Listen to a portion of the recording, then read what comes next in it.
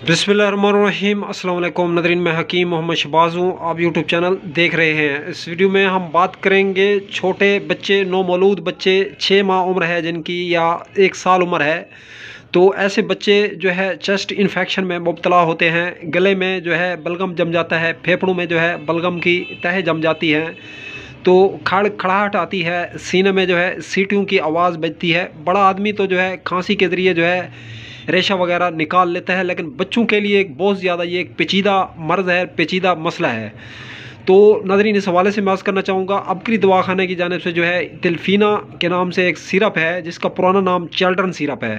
तो नाज़रीन, इसके 5 से 10 कतरे छोटे चिल्ड्रन को अगर 3 टाइम जो है दे दिए जाएँ, और उसके बाद जो है 8 से 10 फलियां लहसुन की, जैतून के तेल 50 ग्राम में जो है जला के ये तेल हाथ और पाँव के तलवों पे लगाएं और छाती पे भी लगाने से जो है इस मर्ज़ से निजात मिलेगी।